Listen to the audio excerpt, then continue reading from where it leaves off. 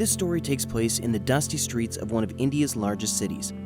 There lived a beggar who always sat on the street procuring alms and rice from passers-by. On a regular day, he would usually get enough rice for a small meal and enough money to buy the firewood he needed to cook the rice.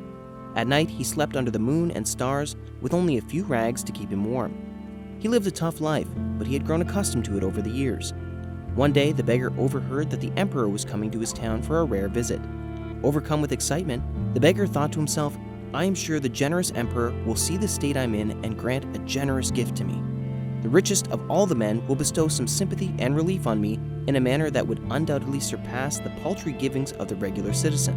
The beggar wanted to be seen by the emperor, so he made plans to seat himself along the route that the emperor would be traveling. The night before, the beggar went out on the street and set up his things. He was ready for the emperor.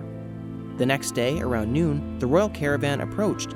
The beggar didn't expect any great gifts from the emperor, only a small gift and maybe some recognition. So the beggar was shocked when the cavalcade came to a stop right beside him, with the great emperor in sight. The emperor emerged from his caravan and exclaimed, "There he is!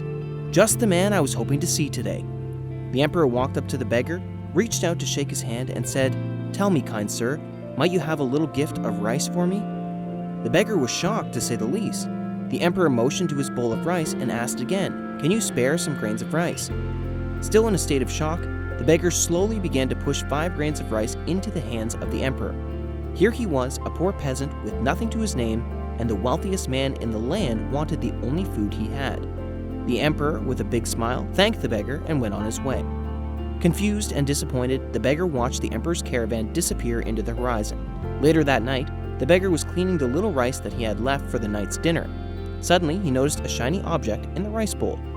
He picked the shiny object out of his bowl and held it to the light. It was a gold nugget. The beggar couldn't believe his eyes. This gold nugget could buy him months off the street. He quickly began to sift through the rest of the rice.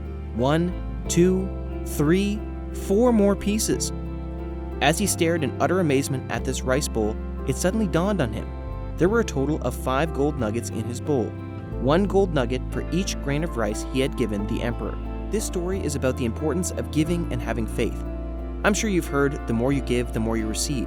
But sometimes it can be difficult to give, especially if we're in need of help ourselves. However, when we give from our heart, we often receive more than we need in return. This philosophy is as old as time, and there's a reason why it's been passed down through the ages. It works. Helping others is often the best way to help ourselves. So next time you find yourself feeling desperate and anxious, find someone to help. Offer your assistance for free. I bet something good will come your way as a result. Give it a try. Thank you for watching this video. I hope you enjoyed it. Subscribe to see more from me.